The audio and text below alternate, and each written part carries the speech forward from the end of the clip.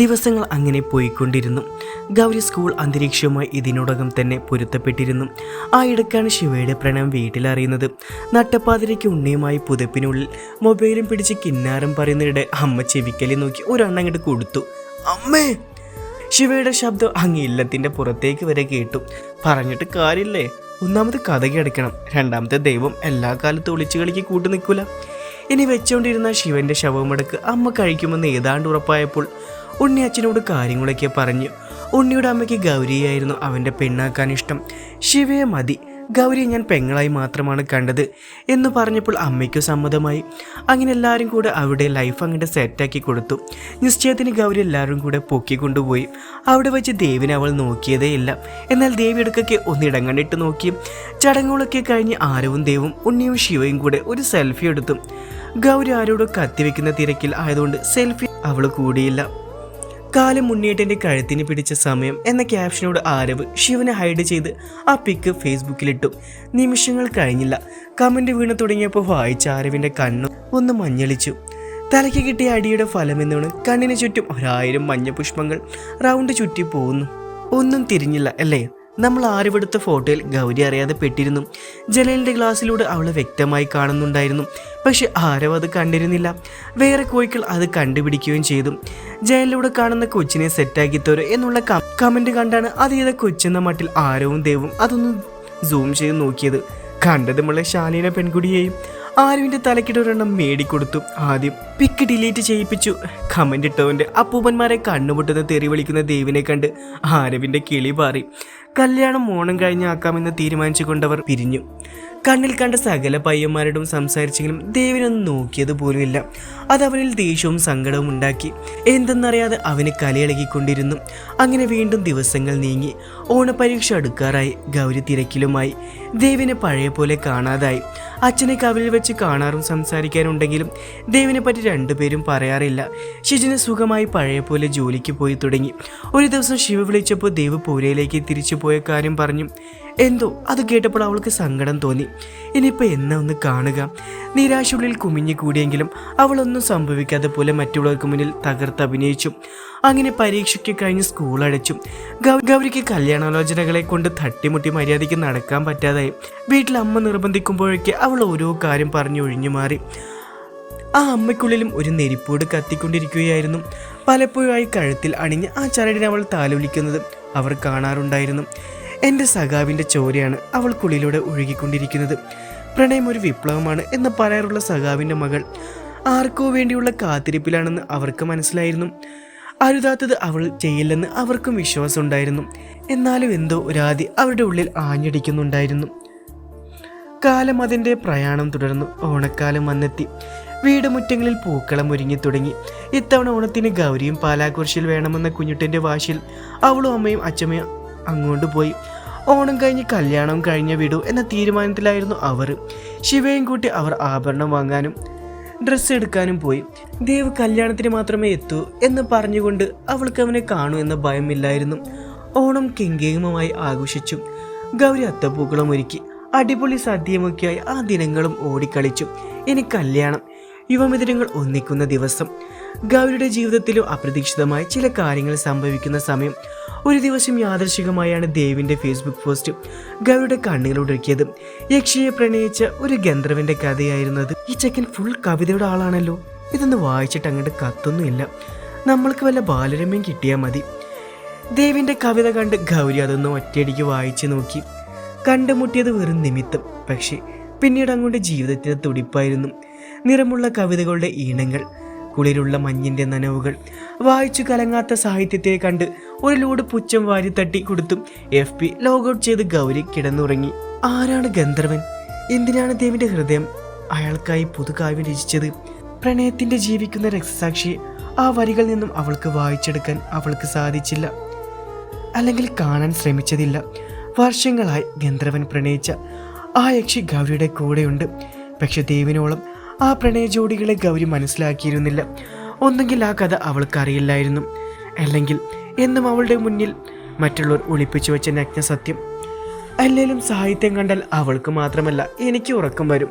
അതുകൊണ്ട് കൂടുതലൊന്നും പറഞ്ഞു പീഡിപ്പിക്കാൻ ഞാൻ നിൽക്കുന്നില്ല. അപ്പോൾ ശുഭരാത്രി. ബാക്കി നാളെ പറയാം. ഓണം കഴിഞ്ഞ് ഇന്നേക്ക് ഒരാഴ്ച തികഞ്ഞു. നാളെ കല്യാണം. അപ്പോൾ ഇന്ന്, അതായത് കല്യാണത്തിന്റെ തലേ ദിവസം അതിരാവിലെ കുളിച്ച് സുന്ദിയായി നമ്മളെ കല്യാണ പെണ്ണ അമ്പലത്തിൽ ഒന്ന് പോയതായിരുന്നു. കൂടെ ദേവിന്റെയും ശിവയുടെയും കസിൻ പടം മൊത്തം വന്നിട്ടുണ്ട്. കാക്കക്കൂട്ടിൽ കല്ലിട്ട പോലെ മക്കളെല്ലാം കൂടെ കലവില കൂട്ടി വരികയാണ്. വഴിയിൽ സകല ആണുങ്ങളെയും വായ നോക്കി വരുന്നിടയിലാണ് അന്ന് സടയും കുലിക്ക് വന്ന ആ മുതലുണ്ടല്ലോ, നമ്മളെ ചെക്കിന്റെ പേഴ്സണൽ പ്രോപ്പർട്ടി ജിപ്സ് വന്ന് അവരെ ഓവർടേക്ക് ചെയ്തു. അമ്മേ! എല്ലാം കൂടെ തൊള്ളയും കാറി പൊളിച്ച് വിളിച്ചു പോയി വണ്ടിയിലേക്കൊന്ന് നോക്കി. ഇതേത് സാധനം എന്ന മട്ടില് കേറിപ്പോരി മക്കളെ എന്നുള്ള ദേവിന്റെ വിളി കേട്ടതും ഒക്കെ കൂടെ ഇടിച്ചങ്ങോട്ട് കയറി. പിന്നെ അങ്ങോട്ട് ഒരു ഗാനമേളയായിരുന്നു വണ്ടിക്കുള്ളിൽ. ആകെ ബഹളം. ദേവ് കുറേ വർഷത്തിന് ശേഷമാണ് ഇവരോട് ഇത്ര കമ്പനി ആവുന്നത്. വണ്ടി വന്ന് ലാൻഡായത് ശങ്കരമാമന്റെ നെഞ്ചത്തോട്ടായിരുന്നു. ഈശ്വരാ, ഈ ചെക്കൻ വന്ന എന്റെ കഷ്ടകാലം. നായികക്ക് 40 വട്ടം മാമാന്ന് വിളിച്ച് ശല്യപ്പെടുത്തും, ഒരു പണിയെടുക്കാൻ സമ്മതിക്കൂല. പാവം ശങ്കരമാമയെ ദേവ് നല്ലോണം ഇട്ട് കളിപ്പിക്കാറുണ്ട്. ദേഷ്യം വരുമ്പോൾ പിടിച്ച് പഞ്ഞിക്കിടുകയും ചെയ്യും. തിരുമേനിയുടെ അടുത്ത് നിന്നുള്ള വയക്ക് കാര്യസ്ഥൻ എന്ന നിലയ്ക്ക് ആൾക്ക് തന്നെയാണ്. അതുകൊണ്ടാണ് മൂപ്പർക്ക് ഓനെ ഇത്ര പേടി. ഇനിയിപ്പോൾ അതും ഇങ്ങെത്തി. ഇനിയിപ്പോൾ ശങ്കരേട്ടന്റെ കഷ്ടകാലം. ഇതുവരെ ഒരു സമാധാനം ഉണ്ടായിരുന്നു. അവൻ വന്നതോടെ ആ കാര്യത്തിൽ ഒരു തീരുമാനമായി. ശുഭം. വണ്ടിയിൽ നിന്നും ചാടിയിറങ്ങിക്കൊണ്ട് മാമോ എന്നും വിളിച്ചവൻ അകത്തേക്ക് കയറി. ചുണ്ടിലൊരു കവിതയും മൂളിക്കൊണ്ട് ബാഗും താങ്ങി വരുന്ന ദേവിനെ കണ്ട് അകത്തുള്ളൊരു പണിക്കാരൻ ചെക്കൻ ഓടി വന്നു. ബാഗ് അവന്റെ കയ്യിൽ കൊടുത്തുകൊണ്ട് ദേവ് പറഞ്ഞു, മുറിയിലേക്ക് കയറ്റണ്ട, മൂട്ടുണ്ട്. മൂട്ടയോ? പൂനെയിലും മൂട്ടയുണ്ടോ? കേട്ട പാതി കേൾക്കാതെ പാതി ശിവ ഏട്ടനോട് ചോദിച്ചു. അത് ഞാൻ പോയപ്പോ കൊണ്ടുപോയി, വന്നപ്പോ കൊണ്ടുവന്നു. അതും പറഞ്ഞ് ചിരിച്ചുകൊണ്ട് ദേവ് അമ്മ എവിടെയെന്ന് തിരക്കി അടുക്കള ലക്ഷ്യം വെച്ച് നടന്നു. അപ്പോഴും ചുണ്ടിൽ ഏതോ കവിത സ്ഥാനം പിടിച്ചിരുന്നു. അമ്മയും തിരിഞ്ഞു നടക്കുന്നതിനിടെയാണ് ദേവ് അത്തായത്തുമ്പിൽ കയറിയിരിക്കുന്ന ശങ്കരമാമയെ കാണുന്നത്. ആരോടോ നല്ല കത്തിയിലാണ്. അതിനിടയിൽ പാവം പാറുട്ടിയമ്മ ചിരവിക്കൊണ്ടിരിക്കുന്ന തേങ്ങയും വാരി തിന്നുന്നുണ്ട്. പാറുട്ടിയമ്മയാണെങ്കിൽ കൈ നീണ്ടു വരുന്നത് കാണുമ്പോൾ കൈ നോക്കി തല്ലുന്നുണ്ട്. ഇതെല്ലാം കണ്ട് അവനൊരു വേള നിന്നു.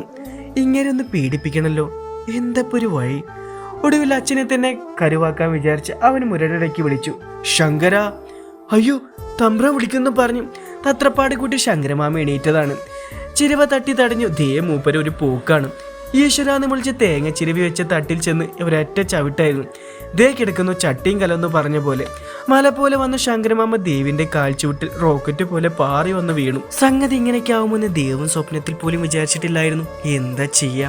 നെറ്റിയിൽ പപ്പടം വട്ടത്തിൽ മോയിച്ചു വന്ന അഗ്നിപർവ്വതം കണ്ട് അമ്മ ദേവിനെ കുറേ വഴക്ക് പറഞ്ഞു. ഒടുവിൽ അവരുടെ മുഖം തെളിയിക്കാൻ വേണ്ടി അവൻ തേങ്ങ ചിരണ്ടി കൊടുത്തു. കോപ്പ് വേണ്ടിയിരുന്നില്ല, ഇതിനൊക്കെ വല്ല ആവശ്യം ഉണ്ടായിരുന്നു എന്ന മട്ടിൽ മാമ അവനെ നോക്കി ഇളിച്ചപ്പോൾ ചിരട്ടി എറിഞ്ഞ് പ്രതികാരം വീട്ടാൻ കൈതരിച്ചാണ്. പക്ഷെ വേണ്ടെന്ന് മനസ്സ് പറഞ്ഞപ്പോൾ മുറ്റമടിച്ചുകൊണ്ടിരുന്ന പെണ്ണിനെ കാണിച്ചു കൊടുത്തു. ഒന്ന് കണ്ണിറക്കി. അതോടെ മാമ മിണ്ടാണ്ട് മൂലയ്ക്ക് കുത്തിരുന്നു. ശിവയ്ക്ക് എന്തോ ആവശ്യത്തിന് വിളിച്ചതായിരുന്നു ഗൗരി. അവളാണ് ദേവ് വന്നതും നാളെ അവൻ്റെ പിറന്നാളാണെന്നൊക്കെ ഗൗരിയോട് പറഞ്ഞത്. അപ്പോൾ നാളെ ദുരന്ത ദിനം അല്ലേ? പുളിച്ചെടിക്ക് കൈ കൊടുക്കണ്ടേ? എനിക്കിട്ടൊന്ന് തന്നിട്ട് അതിൻ്റെ പ്രതികാരം ഇതുവരെ വീട്ടിയിട്ടില്ല. ഈ അവസരം പായാക്കാൻ പാടില്ല. കണ്ണായിട്ട് ഒരിക്കലും മറക്കാത്ത ഗിഫ്റ്റ് കൊടുക്കണം. ഇന്ന് ശിവയ്ക്കുള്ള ഡ്രസ്സുമായി പോകുമ്പോൾ സാധനം അഡ്വാൻസായി ഏൽപ്പിക്കാം. പക്ഷെ ഉണ്ണിയേട്ടനെ നൈസായി ഒഴിവാക്കണം, എന്നാലേ പരിപാടി നടക്കും. മനസ്സിലെന്തൊക്കെയോ കണക്ക് കൂട്ടി അവൾ മുറി വിട്ടിറങ്ങി. ഇന്ന് നിന്നെ ഞാൻ വെള്ളം കുടിപ്പിക്കും കാലമാടാം.